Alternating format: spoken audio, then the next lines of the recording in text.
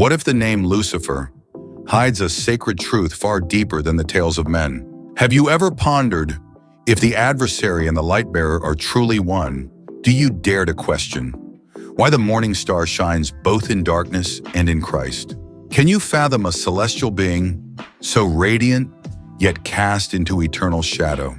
Will you seek the hidden wisdom that unveils Lucifer's true essence in the divine realm? O seeker of celestial mysteries, step into the sacred enigma, for the tale of Lucifer unfolds as a revelation of divine order and rebellion. In the annals of mortal lore, the name Lucifer evokes a shadowed visage, a horned fiend clad in flames, ruling a fiery abyss as the eternal foe of the Most High. Ask most souls today, and they shall proclaim him the devil, the sovereign of hell, the adversary who wages war against the Almighty. In tales spun by mortal hands, in parchments, in visions of the screen, he is oft depicted as a fallen seraph, once a herald of celestial worship, cast down by the sin of pride, a being who now sways the world in secret, his influence threading through the looms of mortal governance, the whispers of media, and the fabric of entire civilizations. Yet, O seeker of sacred truths, what if this tale is not the full tapestry of his essence?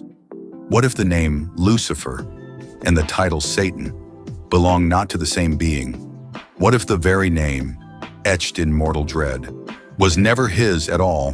Why does the sacred scroll of Isaiah 14 name him the morning star, a title of radiant glory, while the revelation bestows that same celestial honor upon the Messiah himself? And why, in ancient tomes such as the forbidden Book of Enoch, does the tale of a great celestial rebellion unfold without a single whisper of Lucifer's name? If this being, known as Lucifer, truly walked the heavenly courts, who was he afore his fall? Was he an archangel, a ruler of celestial hosts, or a being far greater, cloaked in divine mystery? And most chilling of all, does his influence endure even now, hidden in plain sight, weaving through the shadows of our age to unveil this sacred enigma? We must venture beyond the tales of men, beyond the distorted visions of culture, and delve into the sacred writings, the forbidden scrolls, and the ancient whispers that echo truths long buried. The sacred texts, the Book of Ezekiel, the Scroll of Isaiah, and the forbidden Book of Enoch shall be our guides, for they hint at a narrative far more intricate, far more unsettling than the simple tale of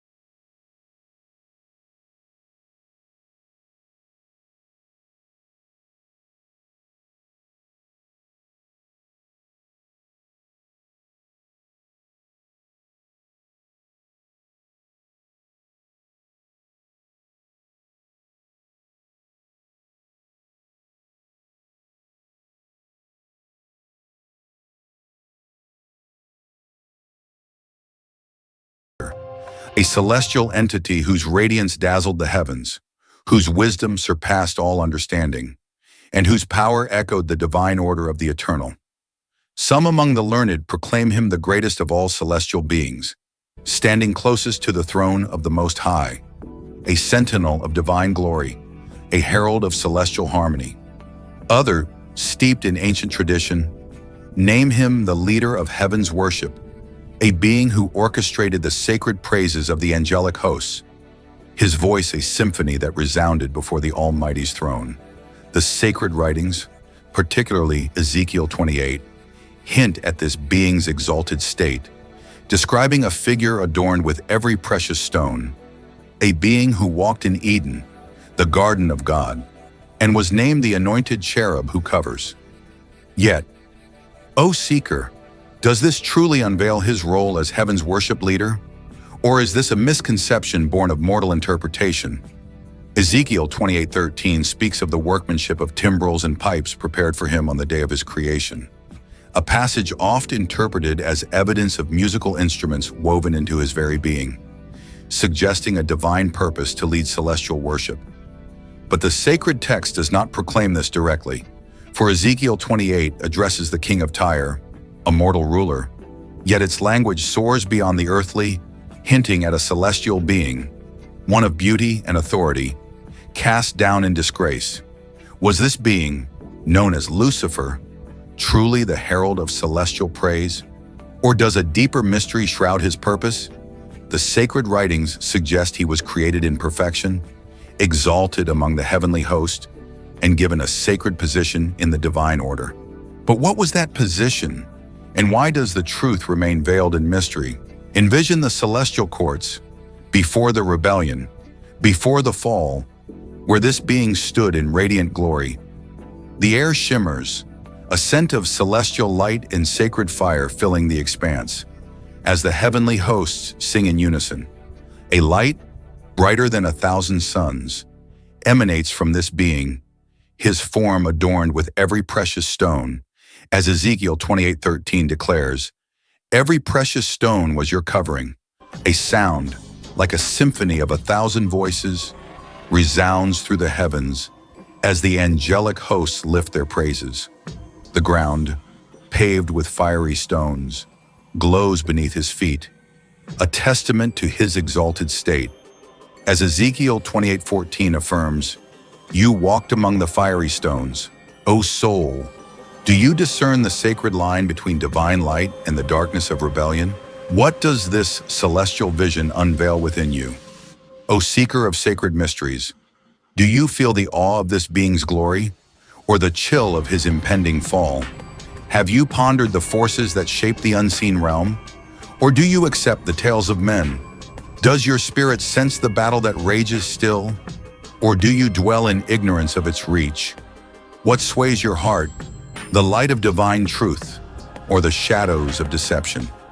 Acts 17:27 affirms that they should seek the Lord in the hope that they might grope for him and find him, though he is not far from each one of us. Have you sought the sacred truth, or do you falter in the tales of men? The sacred writings teach us the way of celestial mystery, a path of awe, of seeking, of divine order. Psalm 89:7 declares, "God is greatly to be feared in the assembly of the saints, and to be held in reverence by all those around him." The heavenly courts are a place of awe, where celestial beings dwell in reverence. Ezekiel 1:5 affirms, "Out of the midst of it came the likeness of 4 living creatures, and this was their appearance. They had the likeness of a man, cherubim, not mere angels, but guardians of the divine, bear a sacred form." Acts 7:53 records, "You who have received the law by the direction of angels and have not kept it, the celestial realm shapes the sacred law, a truth we must heed." What of you, O seeker? Do you seek the sacred order, or do you falter in mortal tales? The mystery of Lucifer unveils a sacred call to seek the divine truth, to discern his essence, and to prepare for the battle that rages still. Will you heed this call, O seeker, and unveil the sacred enigma? What if a being of pure light, stood so near the Eternal's throne, yet fell into shadow.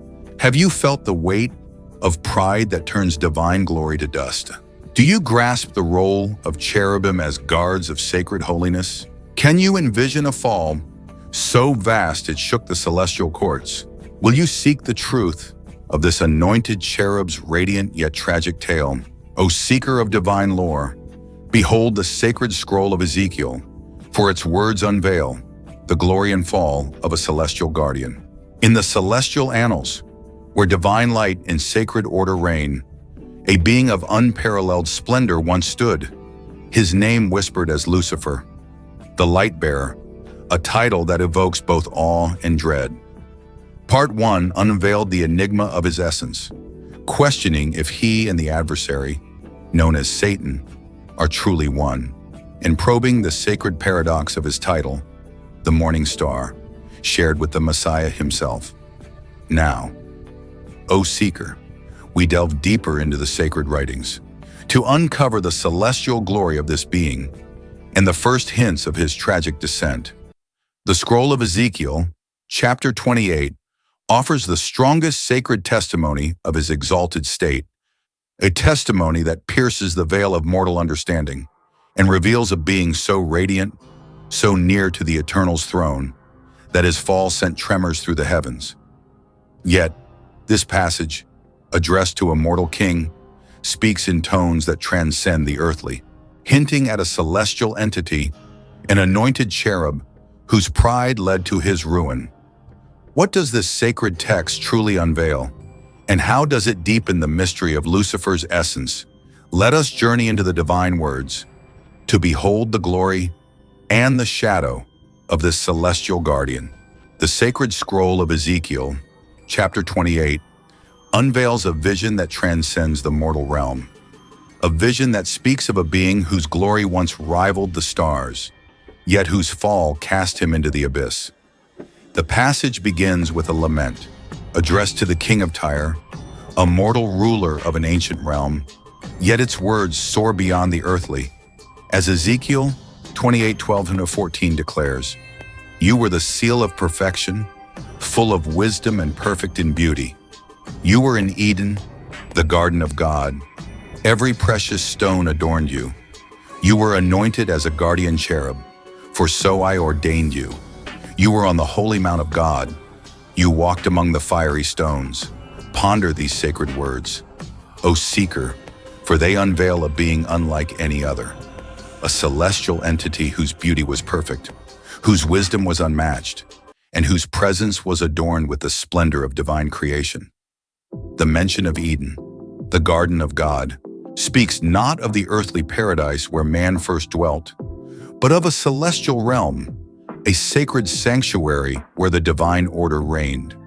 Every precious stone adorned him, a sign of his exalted state, as if the very light of the Eternal reflected through him, his form a canvas of divine artistry.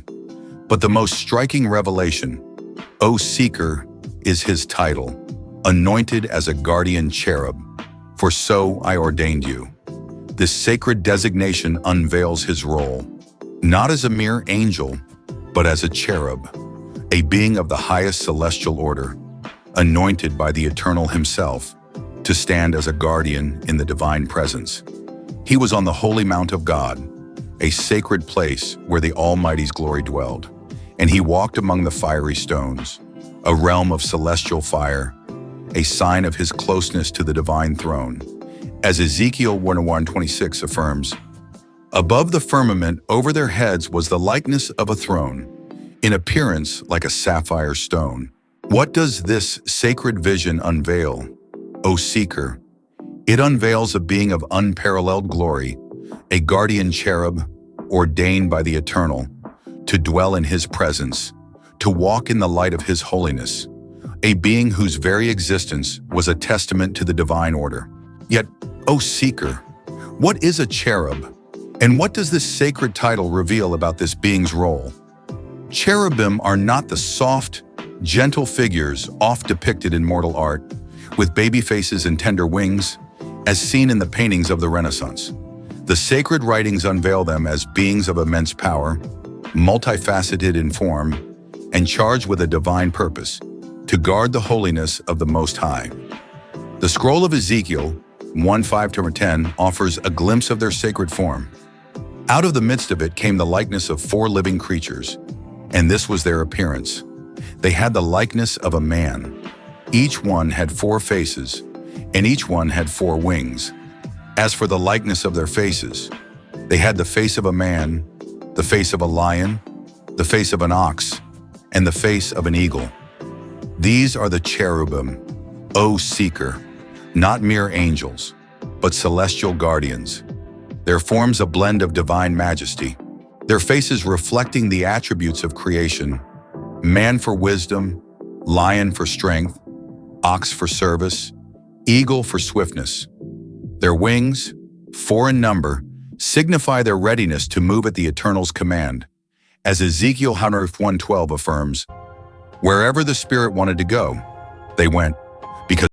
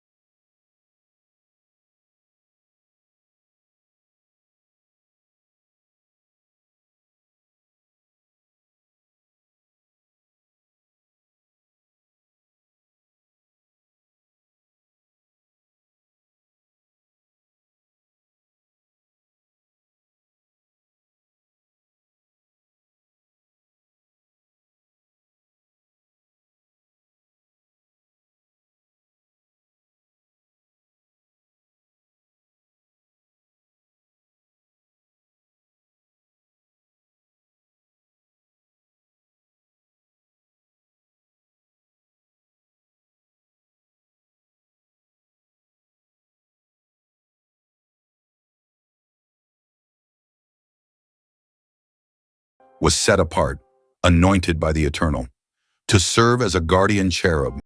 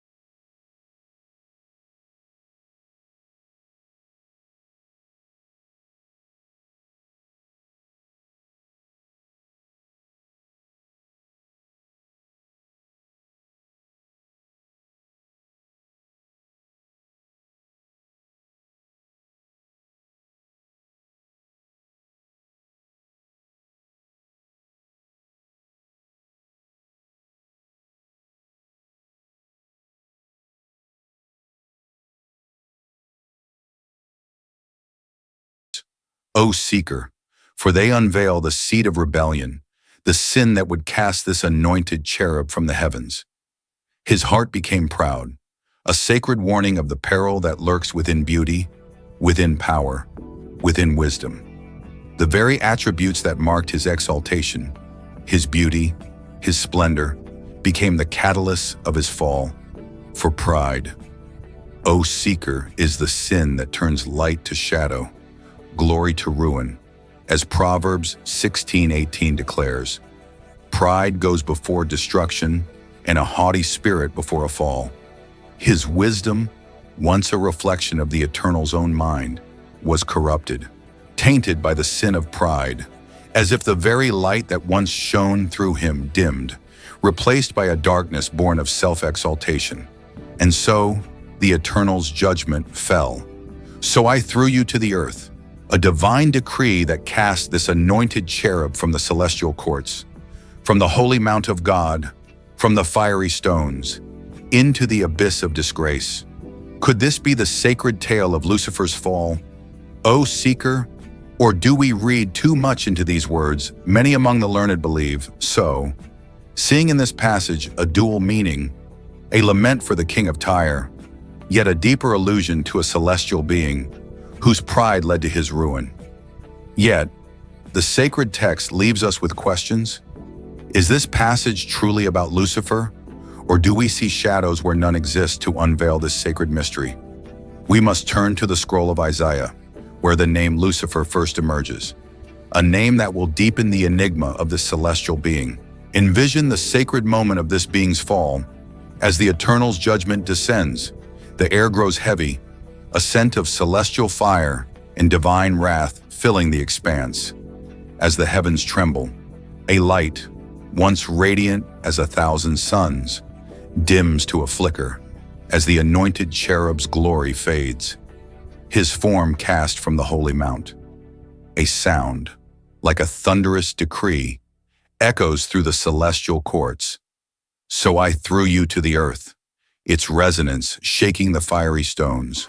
The ground, once a place of divine splendor, quakes beneath him as he falls into shadow, his radiance lost to the abyss. O soul, does pride lurk within your heart, or do you yield to the Eternal's sacred will? What does this sacred fall unveil within you? O seeker of divine truths, do you feel the tremor of his descent, or the pull of your own pride? Have you pondered the peril of self-exaltation, or do you walk in humble reverence? Does your spirit heed the warning of his fall, or do you falter in the face of your own splendor? What sways your heart, the light of divine humility, or the shadow of pride? Acts 20:35 affirms, "It is more blessed to give than to receive," a sacred truth of humility. Have you given your heart to the Eternal, or do you seek your own glory? The sacred writings teach us the way of divine order, a path of humility, of guardianship, of reverence. Psalm 99:5 declares, "Exalt the Lord our God, and worship at his holy hill, for the Lord our God is holy." The holy mount is a place of worship where pride has no place. Ezekiel 10:4 affirms, "The glory of the Lord went up from the cherub, and the court was full of the brightness of the Lord's glory." Cherubim dwell in the brightness of divine glory, a sacred calling, Acts 12:23 records. An angel of the Lord struck him because he did not give glory to God. Pride brings divine judgment, a sacred warning. What of you? O seeker, do you walk in humility, or do you falter in pride? The anointed cherub's tail unveils a sacred truth. Glory without humility leads to ruin, a truth that echoes as we turn to Isaiah's scroll. Will you heed this sacred warning? O seeker, and seek the divine truth. What if the name Lucifer was but a veil over a deeper celestial truth? Have you pondered why the morning star graces both light and shadow? Do you dare to seek a rebellion that shook the heavens, yet name not this being? Can you fathom a sacred paradox where the Messiah and the fallen share a title? Will you unveil the enigma of this celestial name that echoes through eternity? O seeker of divine enigmas, behold the sacred scroll of Isaiah, for its words deepen the mystery of the light-bearer's true essence. The tale of Lucifer, a celestial enigma that spans the heavens, unfolds with ever-growing mystery, O seeker, as we journey deeper into the sacred writings. Part 1 unveiled the question of his identity, probing if he and the adversary are truly one, while Part 2 revealed his exalted state as an anointed cherub, a guardian of divine holiness, whose pride cast him into shadow, as Ezekiel 28:17 declares, "Your heart became proud on account of your beauty, and you corrupted your wisdom because of your splendor. So I threw you to the earth." Now, O seeker, we turn to the sacred scroll of Isaiah, where the name Lucifer first emerges, a name that deepens the enigma of this being and unveils a sacred paradox that challenges all we believe. Isaiah 14:12, the sole verse in the sacred writings to bear this name, speaks of a fall from the heavens, yet its meaning is veiled in mystery, for the same title, Morning Star, is bestowed upon the Messiah himself in Revelation 22:16. What does this sacred paradox reveal, and how does the forbidden book of Enoch, with its tale of a celestial rebellion, further complicate this enigma? Let us delve into the divine words to unveil the truth of the name Lucifer and the celestial rebellion that shook the heavens. The sacred scroll of Isaiah, chapter 14, unveils the first mention of the name Lucifer, a name that has echoed through the ages as a byword for darkness, yet its origins are shrouded in mystery. Isaiah 14:12, in the King James rendering, declares, "How art thou fallen from heaven, O Lucifer, son of the morning? How art thou cut down to the ground, which didst weaken the nations?" Ponder these sacred words, O seeker, for they mark the only instance in the Holy Writ where the name Lucifer appears, a name that has become synonymous with the adversary, the devil, the great enemy of the Most High. Yet this name, O seeker, is not as it seems, for in most modern renderings of the sacred text, the word Lucifer is absent, replaced with titles such as Morning Star, Shining One, or Day Star. The New International Rendering declares, "How you have fallen from heaven, Morning Star, Son of the Dawn." The English Standard Rendering echoes, "How you have fallen from heaven, O Day Star, Son of Dawn," and the New American Standard affirms, "How you have fallen from heaven, you Star of the Morning, Son of the Dawn." What sacred mystery lies within this shift, O seeker? The name Lucifer derives from the Latin Vulgate, a translation of the sacred texts by the scholar Jerome in the 4th century of the Common Era. In the original Hebrew, the word used in Isaiah 14:12 is Hallel, a term that signifies light-bearer, shining one, or morning star, a celestial title that evokes the radiant glory of the dawn. Jerome, in his translation, rendered Hallel as Lucifer, a Latin word meaning light-bearer, a bringer of dawn, a name that, in his time, bore no taint of darkness, but spoke of celestial radiance.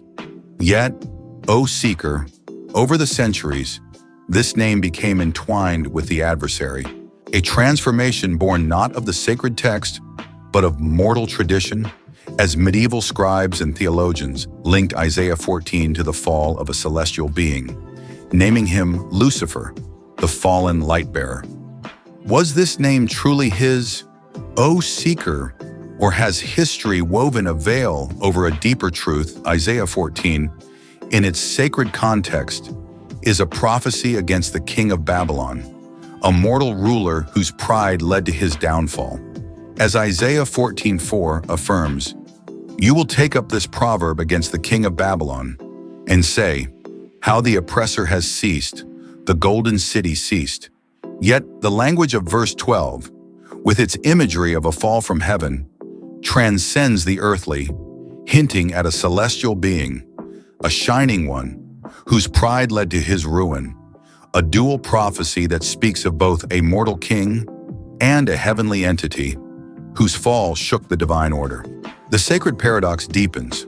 O seeker, For the title Morning Star, bestowed upon this fallen being in Isaiah 14, is also given to the Messiah himself in Revelation 22:16, a divine mystery that pierces the heart of this enigma. Revelation 22:16 declares, I, Jesus, have sent my angel to testify to you these things for the churches. I am the root and the descendant of David, the bright morning star. Ponder this sacred paradox. O seeker, for the Messiah, the Son of the Most High, bears the same celestial title as the being named Lucifer in Isaiah 14. What does this divine mystery unveil? Was the name Lucifer ever truly his? Or was it a title, a celestial designation that spoke of his radiant glory before his fall? And if so, why does the Messiah, the embodiment of divine light, share this sacred title? The morning star, O seeker, is a symbol of radiant glory, a celestial light that heralds the dawn. A fitting title for the Messiah, who is the light of the world. As John 8:12 affirms, I am the light of the world. He who follows me shall not walk in darkness, but have the light of life.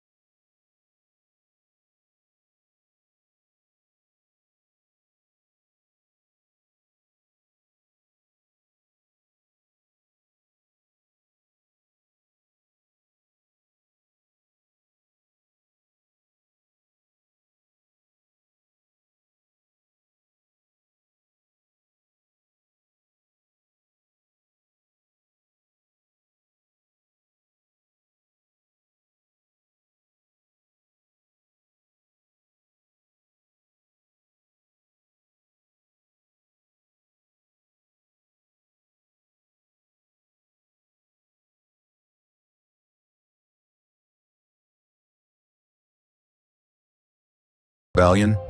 Where does he fit within this grand celestial narrative? And what sacred role did he play in the fall of the heavenly host? The sacred tale of celestial rebellion, O Seeker, unveils a narrative far more complex than the simple story of a single fall. The absence of Lucifer's name in the book of Enoch, coupled with the dual prophecy of Isaiah 14, suggests that the rebellion of the heavenly host may not have been a singular event, but a series of divine upheavals, each with its own catalysts, its own leaders, its own consequences. The Watchers, led by Shemi-Hazah and Azazel, rebelled through their lust for mortal women, their actions corrupting the earth.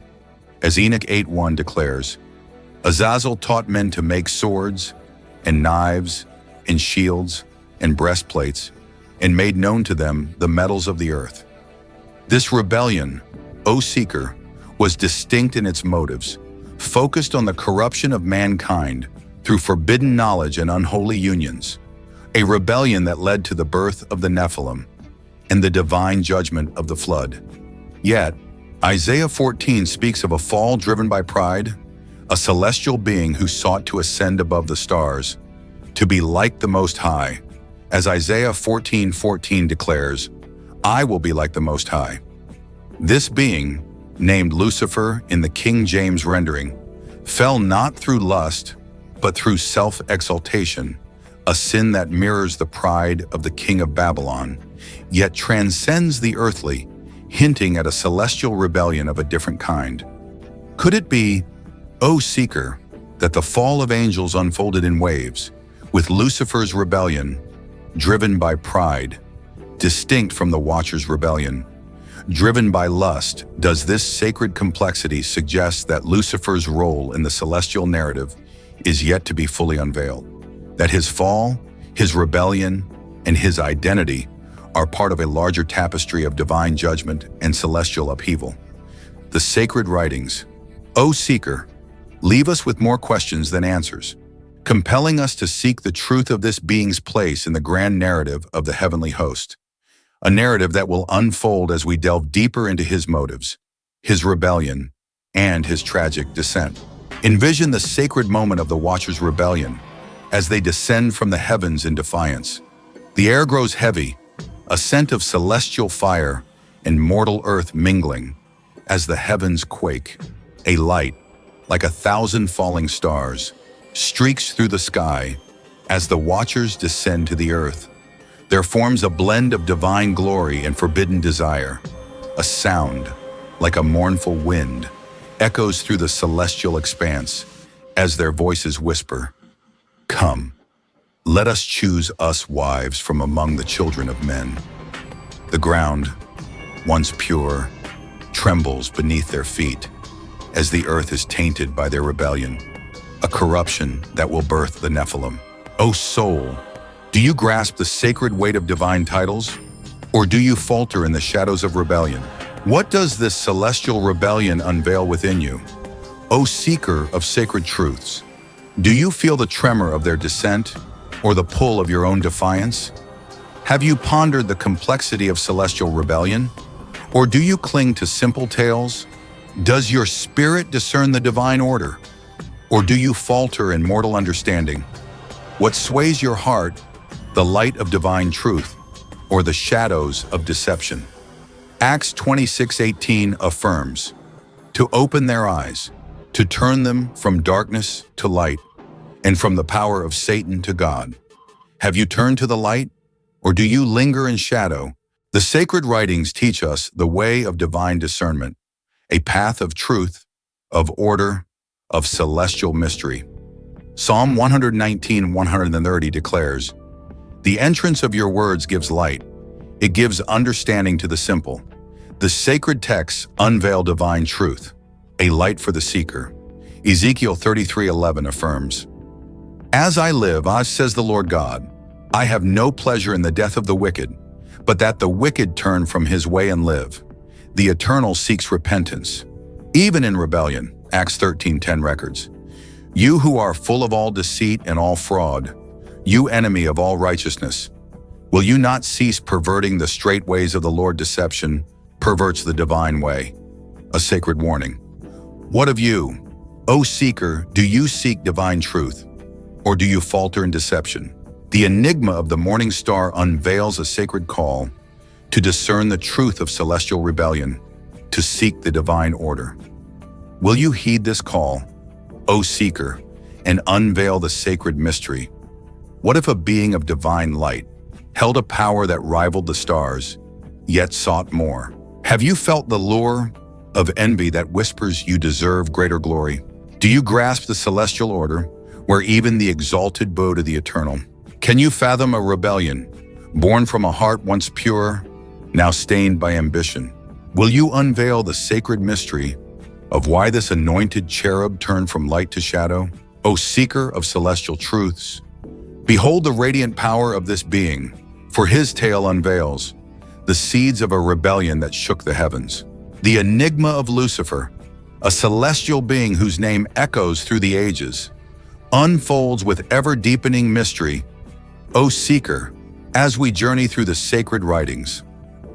Part 1 unveiled the question of his identity, probing if he and the adversary are truly one, while Part 2 revealed his exalted state as an anointed cherub, a guardian of divine holiness, cast down by pride. As Ezekiel 28:17 declares, "Your heart became proud on account of your beauty, and you corrupted your wisdom because of your splendor, so I threw you to the earth." Part 3 deepened the mystery, exploring the name Lucifer in Isaiah 14, its sacred paradox as the morning star, shared with the Messiah in Revelation 22:16, and the book of Enoch's tale of the Watcher's rebellion, where Lucifer's name was absent. Now, O seeker, we delve into the celestial power of this being, examining his exalted state, his place among the heavenly host, and the sacred mystery of his rebellion. Was he the mightiest of all angels, or did his power, though vast, pale before others? And what drove this anointed cherub, a being of divine perfection, to turn against the eternal, declaring war on the Almighty himself? Let us journey into the sacred texts to unveil the radiant glory and the tragic fall of this celestial being. The sacred writing, O seeker, paint a portrait of this being, known as Lucifer, as a celestial entity of unparalleled glory, a being whose power and beauty were a testament to the divine artistry of the eternal. Ezekiel 28:12-14, as we explored in Part 2, unveils his exalted state. You were the seal of perfection, full of wisdom and perfect in beauty. You were in Eden, the garden of God. Every precious stone adorned you.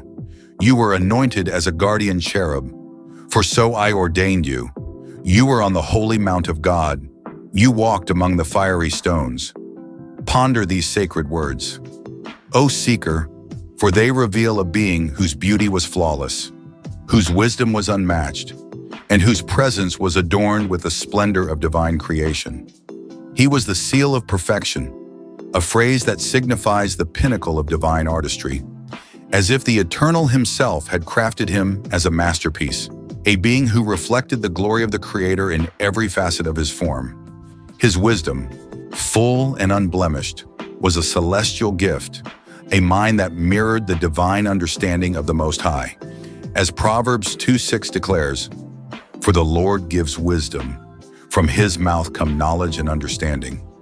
Every precious stone adorned him, a sacred array of celestial jewels, as if the light of the Eternal shone through him, his form a radiant prism of divine glory. He was anointed as a guardian cherub, set apart by the Eternal to dwell in his presence, to stand on the holy mount of God, a sacred realm where the divine throne resides. As Psalm 48:1 affirms, "Great is the Lord, and greatly to be praised in the city of our God, in his holy mountain." He walked among the fiery stones, a celestial expanse that glowed with the light of divine holiness, a sign of his closeness to the Eternal's throne. As Ezekiel 1:26 declares, "Above the firmament over their heads was the likeness of a throne, in appearance like a sapphire stone." This sacred description unveils a being of immense privilege, a celestial entity whose power, beauty, and authority were a testament to his exalted state, a state that placed him among the highest ranks of the heavenly host, a guardian of divine holiness, a sentinel of the Eternal's glory. Yet, O seeker, was this being known as Lucifer, the mightiest of all angels, or did his power, though vast, pale before others in the celestial hierarchy? The sacred writings, particularly Ezekiel 28 and Isaiah 14, affirm his exalted state, yet they offer no testimony that he was supreme among the heavenly host. Ezekiel 28:14 declares, "You were anointed as a guardian cherub, for so I ordained you, a sacred role that placed him among the highest order of celestial beings, as we unveiled in part 2. Isaiah 14:12, as explored in part 3, speaks of his fall. How you have fallen from heaven, O morning star, son of the dawn, a fall that suggests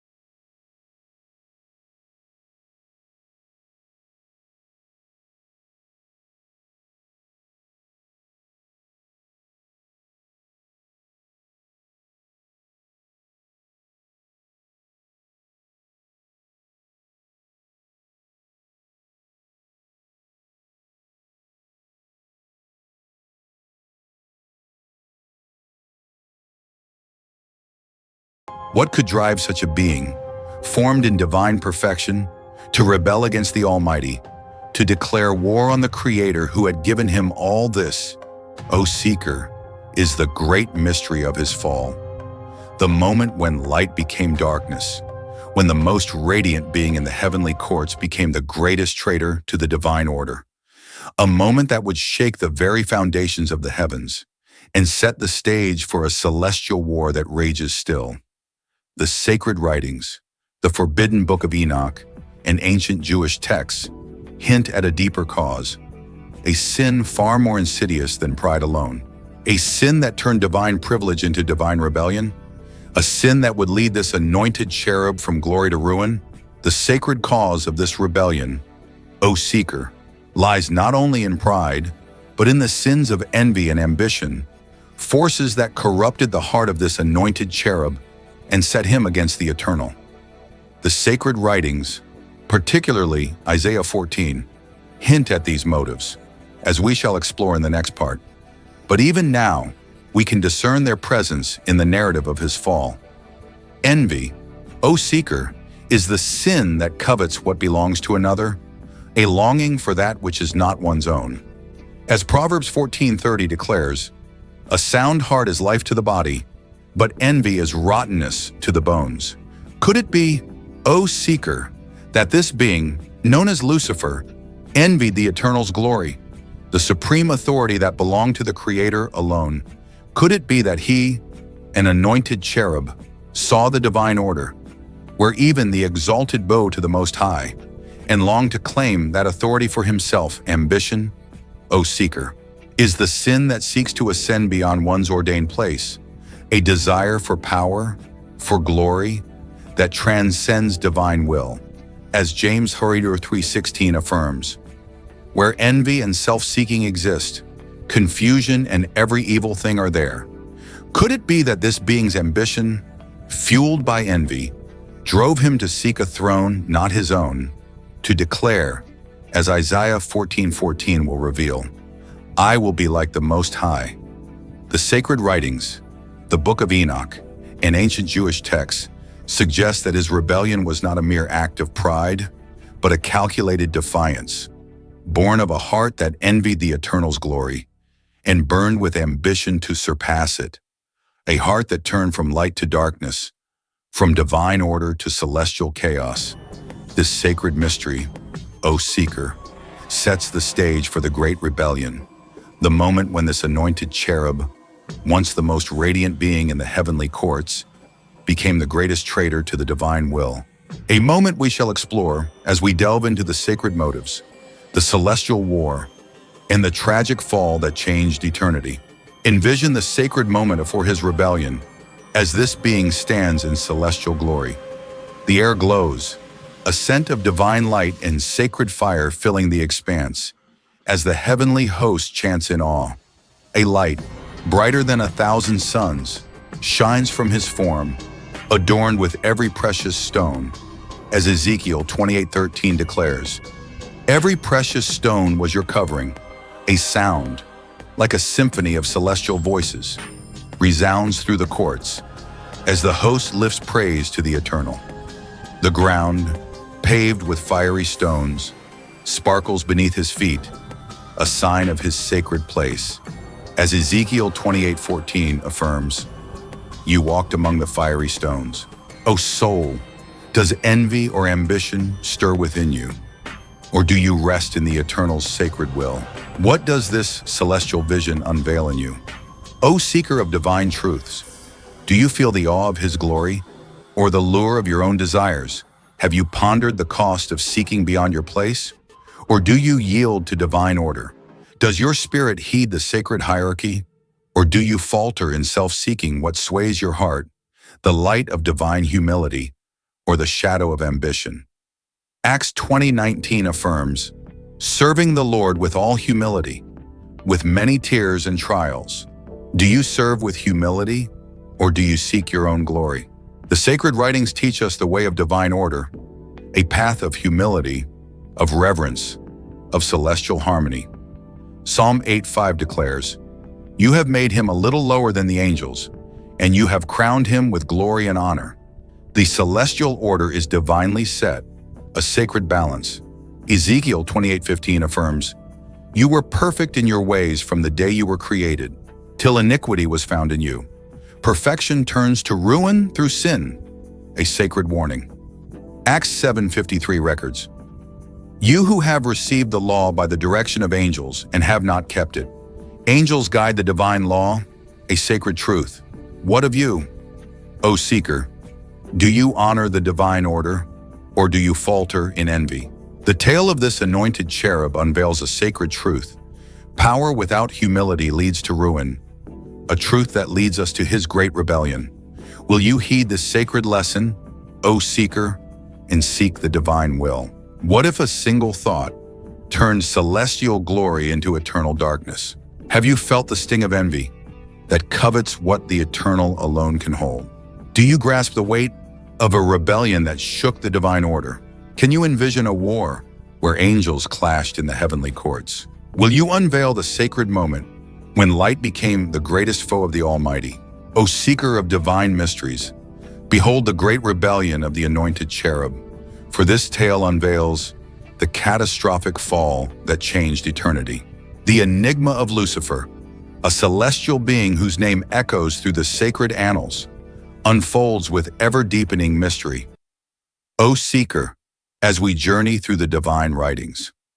Part 1 unveiled the question of his identity, probing if he and the adversary are truly one, while Part 2 revealed his exalted state as an anointed cherub, cast down by pride, as Ezekiel 28:17 declares, "Your heart became proud on account of your beauty, and you corrupted your wisdom because of your splendor."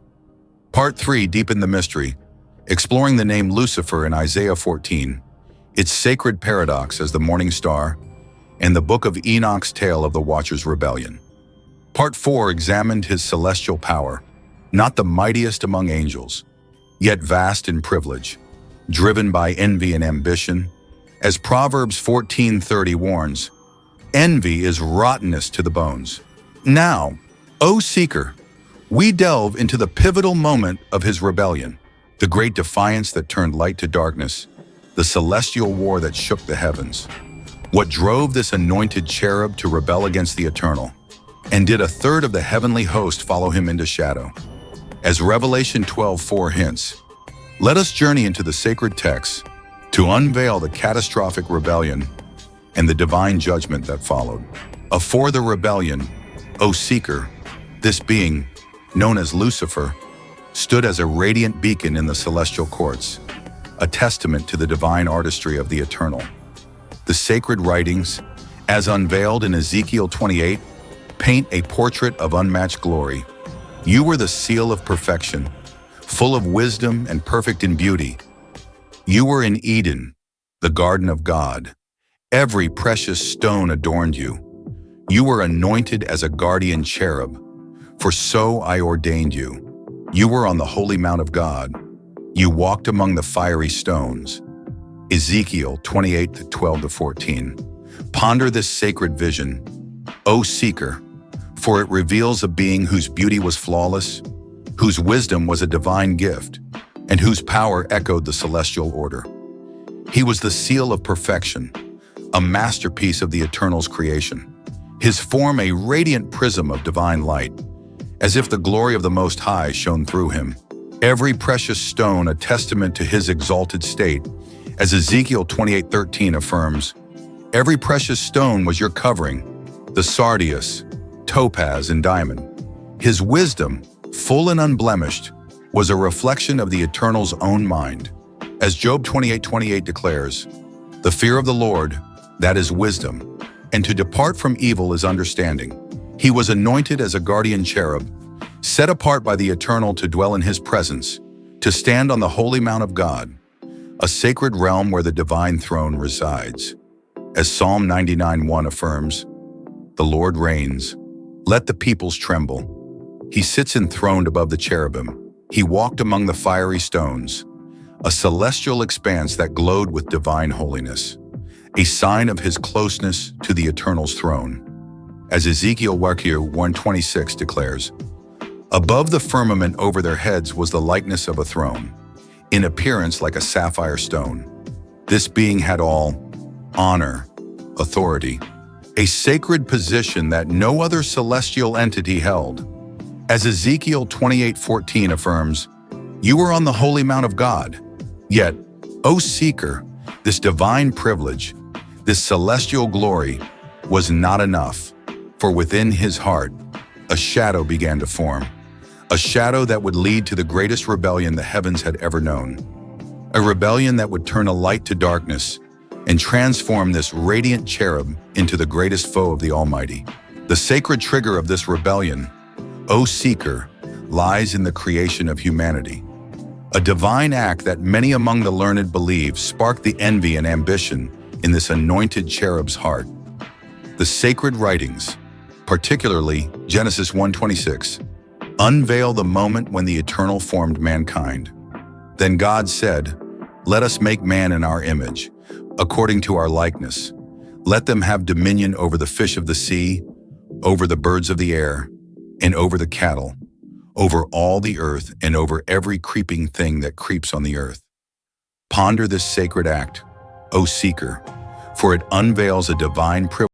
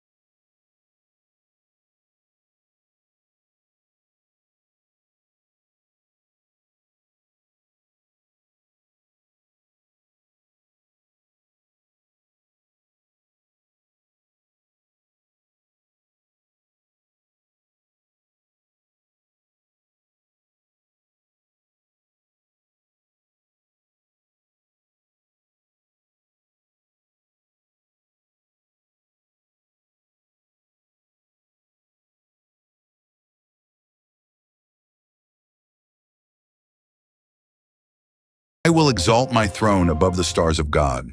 The stars of God, O seeker, oft signify the angels in sacred writ, as Job 38:7 declares. When the morning stars sang together, and all the sons of God shouted for joy. This being sought not mere authority, but supremacy over all angels, a throne above the heavenly host, a defiant ambition to rule where only the eternal should reign. The third declaration, I will sit also upon the mount of the congregation, in the sides of the north, reveals his desire for a seat among the divine council. As Isaiah 14:13 affirms, I will sit on the mount of the congregation on the farthest sides of the north. The mount of the congregation, O seeker, is the sacred place where the Eternal's council gathers, a realm of divine authority. As Psalm 48:2 declares, beautiful in elevation, the joy of the whole earth is Mount Zion on the sides of the north, the city of the great King. This being sought not just to sit among the rulers of creation, but to claim the throne itself, a blasphemous ambition that defied the divine order. The fourth declaration, I will ascend above the heights of the clouds, unveils his desire to surpass the Eternal's presence. As Isaiah 14:14 declares, I will ascend above the heights of the clouds. In sacred writ, clouds oft signify the presence of the Most High. As Exodus 19:9 affirms, behold, I come to you in the thick cloud, that the people may hear when I speak with you. This being sought to rise above the divine presence, to surpass the Eternal in majesty and power, a defiant act that challenged the Creator's supremacy. The fifth and final declaration, I will be like the Most High, is the most blasphemous of all. As Isaiah 14:14 concludes, I will be like the Most High. This was not a mere desire for power, O seeker, but a longing to become the Eternal himself, to claim the divine throne, to usurp the Creator's authority, a sin that echoed the ultimate defiance. As Isaiah 42:8 declares, I am the Lord, that is my name, and my glory I will not give to another.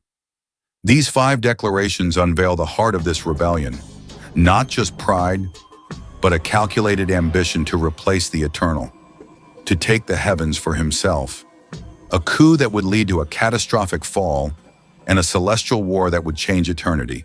The sacred war in the heavens, O seeker, is unveiled in the scroll of Revelation, chapter 12, where the rebellion of this anointed cherub, now transformed into a great dragon, leads to a cosmic conflict that shakes the divine order. Revelation 12:4 hints at the scale of this rebellion, and his tail drew 1/3 of the stars of heaven and threw them to the earth. Ponder this sacred imagery. O seeker, for many among the learned believe these stars signify angels. As Job 38:7 declares, when the morning stars sang together, and all the sons of God shouted for joy. If 1/3 of the stars were cast down, does this mean 1/3 of the heavenly host followed this anointed cherub into rebellion? Could it be, O seeker, that countless millions, perhaps billions, of celestial beings turned against their Creator? Joining this being in his defiant coup, the sacred text does not affirm this explicitly, for Revelation 12:4 may speak of a separate event, a spiritual war that endures even now. As Revelation 12:12 warns, woe to the inhabitants of the earth and the sea, for the devil has come down to you, having great wrath, because he knows that he has a short time. Yet, if 1/3 of the angels did rebel, these fallen ones would become the demonic forces that now roam the earth, seeking to corrupt and destroy. As Ephesians 6:12 declares, we do not wrestle against flesh and blood, but against principalities, against powers, against the rulers of the darkness of this world. The sacred war itself is unveiled in Revelation 12:7-9. And war broke out in heaven. Michael and his angels fought with the dragon, and the dragon and his angels fought, but they did not prevail, nor was a place found for them in heaven any longer. So the great dragon was cast out, that serpent of old, called the devil and Satan, who deceives the whole world. He was cast to the earth, and his angels were cast out with him. This sacred passage unveils a cosmic conflict, a war between Michael, the archangel, and this anointed cherub, now transformed into a great dragon, a serpent of old, named the devil and Satan. The dragon and his angels fought, O seeker, yet they did not prevail, for the divine order could not be undone, and they were cast out, their place in the heavens lost. As Luke 10:18 affirms, I saw Satan fall like lightning from heaven. Was this war a literal battle, O seeker, with celestial swords and divine fire, or a sacred struggle of wills, a defiance of the Eternal's order? The sacred text unveils the outcome, a catastrophic fall, a casting down that transformed this radiant cherub into the greatest traitor of the heavens. A fall that would set the stage for his war on earth, a war that rages still. Envision the sacred war in the heavens, as Michael and the dragon clash in divine conflict. The air crackles, a scent of celestial fire and divine wrath filling the expanse. As the heavens quake, a light, like 1,000 bolts of lightning, flashes through the sky as Michael and his angels wage war, their forms radiant with divine might. A sound, like a thunderous roar, echoes through the courts as the dragon and his host defy the Eternal, their cries a blasphemy against the divine order. The ground, paved with fiery stones, shatters beneath the conflict as the dragon is cast down, his radiance turned to shadow, his glory lost to the abyss. O soul, does pride or defiance stir within you? Or do you bow to the Eternal's sacred will? What does this celestial war unveil in you? O seeker of divine truths, do you feel the tremor of their clash or the pull of your own rebellion? Have you pondered the cost of defying the divine order? Or do you yield to the Eternal's will? Does your spirit heed the sacred hierarchy? Or do you falter in self-exaltation? What sways your heart, the light of divine obedience or the shadow of defiance? Acts 5:29 affirms, we ought to obey God rather than men. Do you obey the Eternal, or do you follow your own path? The sacred writings teach us the way of divine order, a path of obedience, of humility, of celestial harmony. Psalm 66:7 declares, he rules by his power forever. His eyes observe the nations. Do not let the rebellious exalt themselves. The Eternal rules over all, a sacred truth. Ezekiel 28:16 affirms, by the abundance of your trading you became filled with violence within, and you sinned. Therefore I cast you as a profane thing out of the mountain of God. Sin leads to expulsion, a divine judgment. Acts 10:34 records, God shows no partiality, but in every nation whoever fears him and works righteousness is accepted by him. The Eternal accepts the righteous, a sacred promise. What of you? O seeker, do you walk in obedience, or do you falter in rebellion? The great rebellion unveils a sacred truth. Defiance against the Eternal leads to ruin, a truth that leads us to the earth. Will you heed the sacred lesson, O seeker, and seek the divine will? What if a celestial fall cast a radiant light into the darkest abyss? Have you felt the lure of a whisper that defies the Eternal's sacred will? Do you grasp the weight of a war that spans from heaven to earth? Can you envision a being, once divine, now the adversary of all that is holy? Will you unveil the sacred truth of his descent and dominion over the fallen world? O seeker of divine revelations, behold the fall of the anointed cherub, for this tale unveils his transformation into the great adversary. The enigma of Lucifer, a celestial being whose name echoes through the sacred annals, unfolds with ever-deepening mystery. O seeker, as we journey through the divine writings. Part 1 unveiled the question of his identity, probing if he and the adversary are truly one, while Part 2 revealed his exalted state as an anointed cherub, cast down by pride, as Ezekiel 28:17 declares, your heart became proud on account of your beauty. Part 3 explored the name Lucifer in Isaiah 14, its sacred paradox as the morning star, and the book of Enoch's tale of the Watcher's rebellion, where his name was absent. Part 4 examined his celestial power, not the mightiest among angels, yet vast in privilege, driven by envy and ambition. As Proverbs 14:30 warns, envy is rottenness to the bones. Part 5 unveiled the great rebellion, the five I wills of Isaiah 14, and the celestial war in Revelation 12, where a third of the stars may have fallen. As Revelation 12:4 hints, his tail drew a third of the stars of heaven and threw them to the earth. Now, O seeker, we delve into the aftermath of this rebellion, the catastrophic fall of this anointed cherub to the earth, his transformation into the great adversary, and his new dominion over the fallen world. What sacred truth lies in this descent, and how did his mission shift from dethroning the eternal to corrupting his creation? Let us journey into the sacred texts to unveil the fall, the transformation, and the rise of a new kingdom on earth. The sacred fall of this being, known as Lucifer, was not a mere moment, but a descent that shook the very foundations of the divine order. A fall that cast a radiant light into the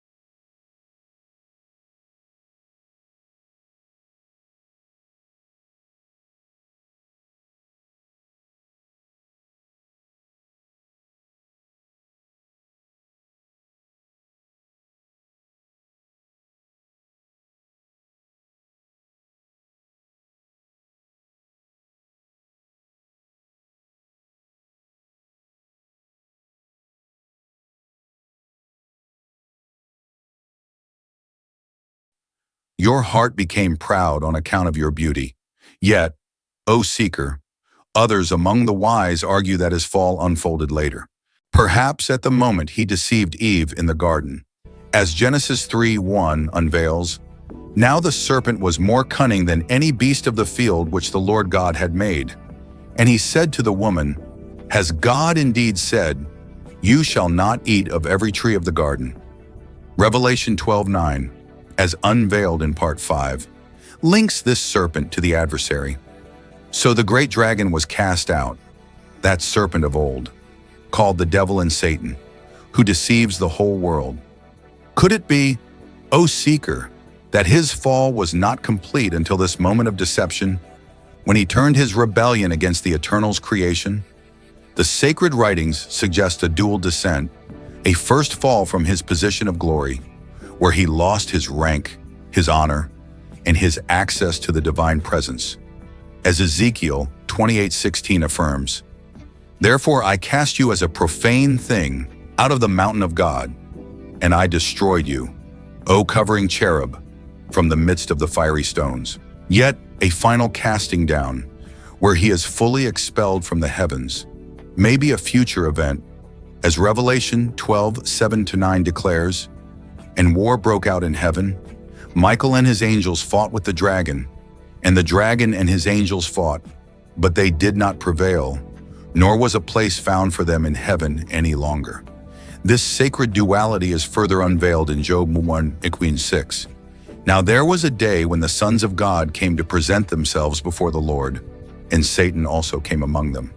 Ponder this sacred scene, O seeker, for it reveals that even after his initial fall, this being retained access to certain celestial realms, standing among the sons of God, accusing the righteous. As Job 1:7 continues, and the Lord said to Satan, from where do you come? So Satan answered the Lord and said, from going to and fro on the earth, and from walking back and forth on it. This sacred access, O seeker, suggests that his transformation into the adversary, his full expulsion from the heavens, was a progressive descent, a darkening that unfolded over time, a mystery that compels us to seek the sacred truth of his fall. The sacred transformation of this being, O seeker, from a radiant cherub to the great adversary, known as Satan, is a divine mystery that unveils the depth of his rebellion.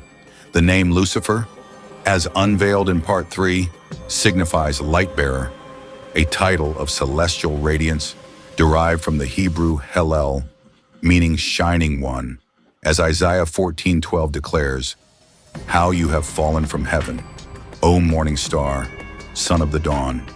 Yet the name Satan, O seeker, means adversary, a title that reflects his new role. As John 8:44 affirms, he was a murderer from the beginning and does not stand in the truth, because there is no truth in him. When he speaks a lie, he speaks from his own resources, for he is a liar and the father of it. This sacred shift, O seeker, was not merely a change of name, but a transformation of essence, a darkening of his celestial nature, as his heart turned from light to shadow, from divine service to divine defiance. Some among the learned believe this transformation was immediate, that the moment he rebelled, as unveiled in part 5, with the 5 I wills of Isaiah 14, he became Satan, the adversary, as Isaiah 14:14 declares, I will be like the Most High. Yet others hold that his descent was progressive, a gradual darkening that deepened over time. As his hatred grew, his deception spread, and his rebellion against the Eternal's creation intensified. The sacred writings offer glimpses of this transformation. In the Garden of Eden, he is a deceiver, subtle and cunning. As Genesis 3:1 unveils, now the serpent was more cunning than any beast of the field. And he said to the woman, has God indeed said? In Job 1:6-7, he is an accuser, standing before the Eternal, challenging the faith of the righteous. As Job 1:9 affirms, does Job fear God for nothing in the New Covenant writings? He is named the God of this world, ruling over the fallen, As 2 Corinthians 4:4 declares, whose minds the God of this age has blinded, who do not believe, lest the light of the gospel of the glory of Christ should shine on them. In Revelation 12:9, he is the dragon, fully transformed into the embodiment of evil, that serpent of old called the devil and Satan, who deceives the whole world.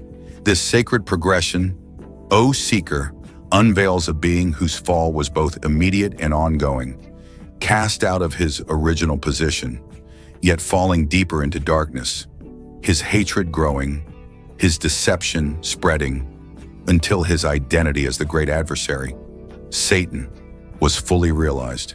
A transformation that set the stage for his new mission on earth. The sacred dominion of this being, O seeker, shifted from the heavens to the earth, where he established a new kingdom, a dominion over the fallen world that endures to this day. Having failed to dethrone the eternal, as unveiled in Part 5, his mission turned to corrupting the Eternal's creation. A war against humanity that has raged from Eden to the present age. The sacred writings name him with chilling titles. As John 12:31 declares, now is the judgment of this world. Now the ruler of this world will be cast out. Ephesians 2:2 names him the prince of the power of the air, the spirit who now works in the sons of disobedience. 2 Corinthians 4:4 calls him the God of this age, whose minds he has blinded, lest they believe. Ponder these sacred titles, O seeker, for they unveil a chilling truth. This being may have lost his place in the heavens, but he gained dominion over the fallen world. A dominion not by divine right, but by deception. As Genesis 3:13 affirms, the woman said, the serpent deceived me, and I ate. His original goal, to rule the heavens, failed. As Revelation 12:8 declares, they did not prevail, nor was a place found for them in heaven any longer. Yet, O seeker, he turned his sights to ruling the earth, focusing his wrath on mankind, those made in the Eternal's image. As Genesis 1:26 declares, let us make man in our image, according to our likeness. This new mission, to corrupt humanity, to deceive, to wage war against those who bear the divine likeness, has endured through the ages, a spiritual battle that rages still. As 1 Peter 5:8 warns, be sober, be vigilant, because your adversary the devil walks about like a roaring lion, seeking whom he may devour. This dominion, O seeker, sets the stage for his influence on earth, a tale of deception and corruption that we shall explore. As we delve into his war against the Eternal's creation, a war that began in Eden and endures to this day. Envision the sacred moment of his fall to earth, as divine judgment casts him from the heavens. The air roars, a scent of celestial fire and earthly dust mingling, as the heavens quake. A light, like a bolt of divine lightning, streaks through the sky.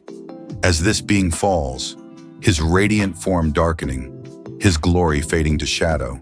A sound, like a thunderous crash, echoes through the expanse. As Luke 10:18 declares, I saw Satan fall like lightning from heaven, a violent descent that shakes the earth. The ground, once pure, trembles beneath his arrival.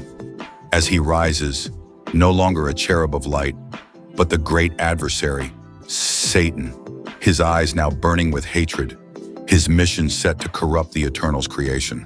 O soul, are you swayed by the adversary's deception, or do you stand firm in the Eternal's truth? What does this sacred fall unveil in you? O seeker of divine truths, do you feel the tremor of his descent, or the pull of your own defiance? Have you pondered the war that rages for your soul? Or do you dwell in ignorance of its reach? Does your spirit discern the adversary's lies? Or do you falter in the shadows of deception? What sways your heart, the light of divine truth, or the whisper of the serpent?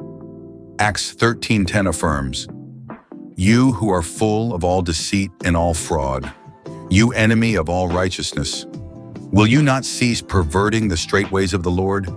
Do you walk in righteousness, or do you heed the adversary's lies? The sacred writings teach us the way of divine vigilance. a path of truth, of resistance, of celestial fidelity. Psalm 119:11 declares, "Your word I have hidden in my heart, that I might not sin against you." The sacred word guards against deception, a divine shield. Ezekiel 33:11 affirms, "As I live, says the Lord God, I have no pleasure in the death of the wicked, but that the wicked turn from his way and live. The Eternal seeks repentance." A sacred call, Acts 26:18 records, to open their eye, to turn them from darkness to light, and from the power of Satan to God. The Eternal's light overcomes darkness, a sacred promise. What of you, O seeker? Do you turn to the light, or do you linger in shadow? The fall of this anointed cherub unveils a sacred truth. Rebellion leads to ruin, yet the war endures on earth. Will you heed this sacred warning, O seeker, and stand firm in the Eternal's truth? What if the name Lucifer was a sacred title, twisted by the ages into a curse? Have you felt the shadow of deception that cloaks the world in darkness? Do you see the chaos where the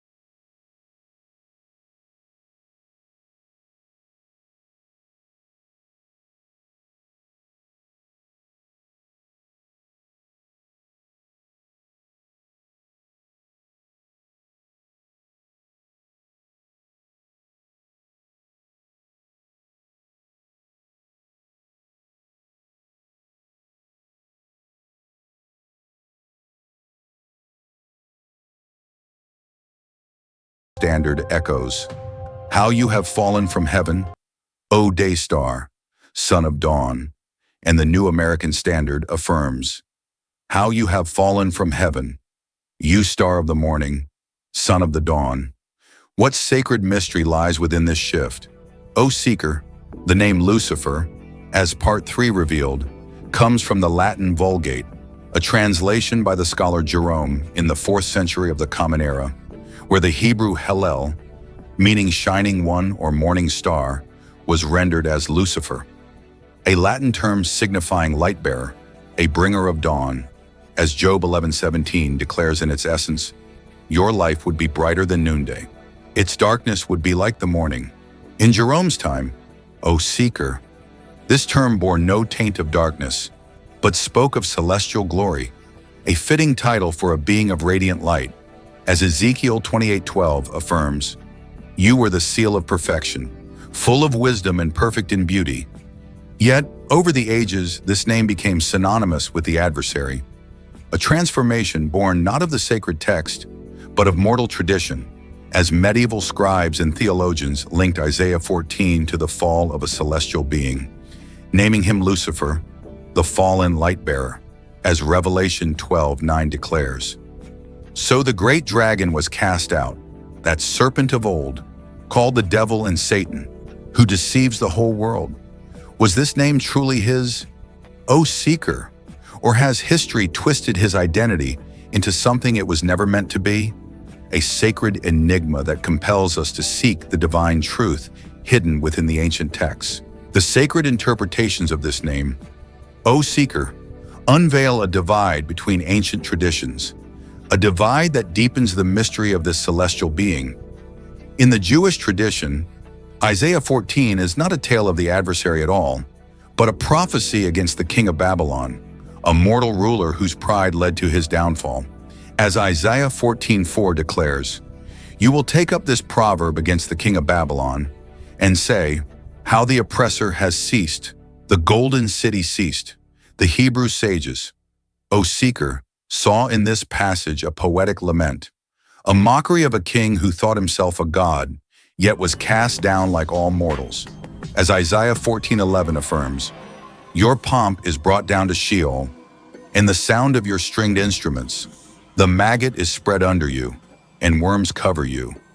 The name Lucifer, O seeker, is absent in Jewish writings, for the term Hallel, shining one, was understood as a metaphor for the king's arrogance, a celestial imagery to mock his fall, not a reference to a fallen angel. As Psalm 82:7 declares, but you shall die like men and fall like one of the princes. Yet, in the Christian tradition, this passage took on a deeper meaning, a dual prophecy that spoke of both the king of Babylon and a celestial being, whose fall from glory mirrored the king's ruin. Early Christian sages, such as Origen in the 3rd century and Augustine in the 4th, linked Isaiah 14 to the adversary's rebellion, drawing on Luke 10:18, where the Messiah declares, I saw Satan fall like lightning from heaven, as unveiled in Part 6. Over the ages, church tradition adopted this view, naming this being Lucifer afore his fall, as Revelation 12:9 affirms, the great dragon was cast out, that serpent of old, called the devil and Satan. Yet, not all among the faithful agree, for some hold that Lucifer was never his true name, that his original title, if he bore one, has been lost to time, as Job 1:6 unveils. Satan also came among them, a name that signifies adversary, not light-bearer. In the early Christian assembly, O seeker, the name Lucifer bore no evil mark, but was a sacred term, even used for the Messiah himself in hymns. As Revelation 22:16 declares, I am the root and the descendant of David, the bright morning star, and was a common name among the faithful, as Lucifer of Cagliari, a 4th century bishop, fought against heresy with fervent zeal. As Acts 20:28 affirms, shepherd the church of God which he purchased with his own blood. It was not until the Middle Ages, O seeker, that the name Lucifer became fully linked to the adversary's rebellion. Through the writings of Dante in his Inferno and Milton in his Paradise Lost, a tradition so strong that the King James rendering of 1611 kept the name in Isaiah 14, reinforcing the belief that it was the adversary's true title. As Isaiah 14:12 declares, "How art thou fallen from heaven, O Lucifer, son of the morning?" What sacred truth lies within this divide, O seeker, and how does it unveil the eternal battle between light and shadow? The sacred influence of this being, O seeker, endures even now, despite his fall, despite his sealed fate, a deception that cloaks the world in darkness and wages war against the Eternal's creation. Though his rebellion was crushed, as Revelation 12:7-9 unveils, and war broke out in heaven, Michael and his angels fought with the dragon, and the dragon and his angels fought, but they did not prevail, nor was a place found for them in heaven any longer. His presence remains strong in the fallen world, as Part 6 revealed, where he rules as the prince of this world, as John 12:31 declares, "Now the ruler of this world will be cast out. Behold the world, O seeker, and you shall see nations in chaos, wars raging, leaders corrupted by greed and power." As Psalm 2:2 laments, "The kings of the earth set themselves, and the rulers take counsel together against the Lord and against his anointed. Turn to the ways of men, and you shall find sin glorified, truth twisted, and righteousness redefined." As 2 Timothy 1-2 warns, "In the last days perilous times will come, for men will be lovers of themselves, lovers of money, boasters, proud, blasphemers. Even within the sacred assembly, false teachers rise, perverting the divine word, leading many astray," as 2 Peter 2:1 declares. False prophets also arose among the people, as there will be false teachers among you, who will secretly bring in destructive heresies. The sacred writings affirm his fate is sealed, his final judgment certain, as Revelation 20:10 unveils. The devil, and who deceived them, was cast into the lake of fire and brimstone, where the beast and the false prophet are, and they will be tormented day and night forever and ever. Yet, for now, he wages war, still influencing, still deceiving, as Paul names him, the prince of the power of the air. In Ephesians 2:2, according to the prince of the power of the air, the spirit who now works in the sons of disobedience, this sacred title unveils his unseen influence, a force that moves like the wind through every nation, every culture, every heart that yields to his deception. As John 8:44 declares, "He is a liar and the father of it. His influence, O seeker, spreads through the ways of men, through tales that glorify rebellion, through songs that exalt self above the eternal, through voices that proclaim themselves as gods, echoing his ancient lie." As Genesis 3:5 unveils, "You will be like God, knowing good and evil." Within sacred assemblies, false teachings rise, promoting wealth, self-glory, and paths that lead not to the eternal, but to destruction. As Matthew 7:13 warns, "Wide is the gate, and broad is the way that leads to destruction, and there are many who go in by it." Among the rulers of the earth, laws redefine sacred truth, casting out the Eternal's name, promoting ways that defy his will. As Romans 1:128 declares, "They did not like to retain God in their knowledge. God gave them over to a debased mind, to do those things which are not fitting." The sacred writings warn, O seeker, that this influence will culminate in a final defiance, a godless ruler, the Antichrist, who will unite the world under deception. As Revelation 13:7 affirms, "It was granted to him to make war with the saints and to overcome them, and authority was given him over every tribe, tongue, and nation." This is not mere history, O seeker, but a war that rages even now, a war that seeks to deceive the faithful, to corrupt the sacred, to lead souls astray from the Eternal's light. The sacred path to resist this adversary, O seeker, is unveiled in the divine writings, a path of truth, of closeness to the eternal, and of celestial armor that guards against his deception. Though his influence is strong, as 1 Peter 5:8 warns, be sober, be vigilant, because your adversary the devil walks about like a roaring lion, seeking whom he may devour. He cannot prevail over those who belong to the Messiah. As Colossians 2:15 affirms, having disarmed principalities and powers, he made a public spectacle of them, triumphing over them in it. The sacred writings offer 3 divine commands to stand firm. First, know the truth, as the Messiah declares in John 8:32. You shall know the truth, and the truth shall make you free. The divine word, O seeker, is a sacred weapon, a light that pierces the adversary's lies. As Psalm 119:105 affirms, your word is a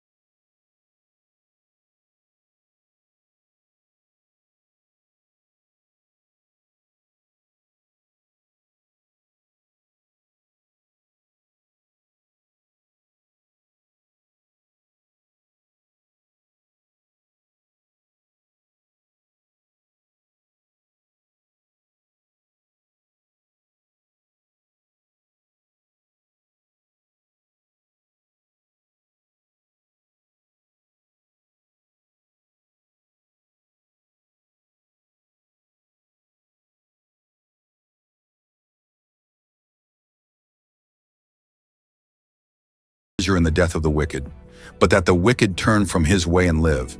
The Eternal seeks repentance, a divine call.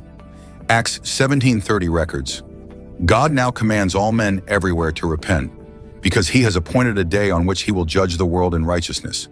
Repentance leads to divine mercy, a sacred promise. What of you, O seeker? Do you repent and turn to the Eternal, or do you falter in rebellion? The tale of Lucifer, from celestial glory to eternal fall, unveils a sacred truth. His kingdom is temporary, but the Eternal's endures forever, a choice you must make. Will you heed this sacred call, O seeker, and stand firm in the Eternal's light on this sacred day, Saturday, May 24th, 2025, at 3:11 in the afternoon?